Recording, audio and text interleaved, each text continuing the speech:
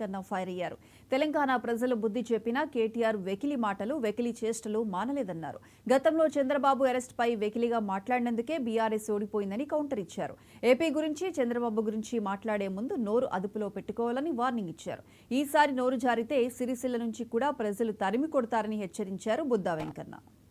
చంద్రబాబు గారి దెబ్బతో ప్రభుత్వం పడిపోయినా ఇంకా ఎకిలి మాటలు, ఎకిలి చేష్టలు పోలా. గత తెలంగాణలో ఎన్నికల ముందు చంద్రబాబు గారిని అరెస్ట్ అయితే అక్కడ కార్యక్రమాలు చేస్తుంటే ఆ కార్యక్రమాలని అడ్డుకొని ఎకిలిగా మాట్లాడినటువంటి కేటీఆర్ ఈ రాష్ట్రంలో కాదు పక్క రాష్ట్రంలో చేసుకోండి అని ఒకే ఒక్క మాటకి మీ ప్రభుత్వం గొప్ప కూలిపోయింది.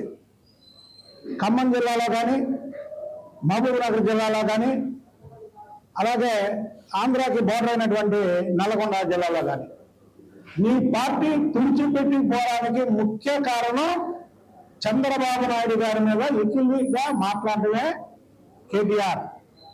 అలాగే మీ తండ్రి ఒకసారి చంద్రబాబు నాయుడికి హిందీ భాష రాదు, ఇంగ్లీష్ బాగా రాదు అని మాట్లాడాడు.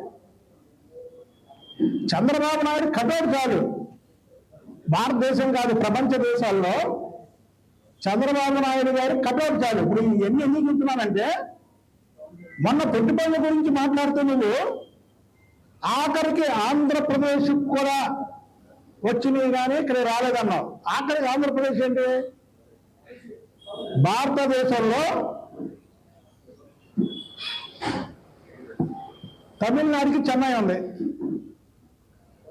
తెలంగాణకి హైదరాబాద్ ఉంది, పశ్చిమ బెంగాల్కి కలకత్తా ఉంది, మహారాష్ట్రకి ముంబై ఉంది, కర్ణాటకకి బెంగళూరు ఉంది.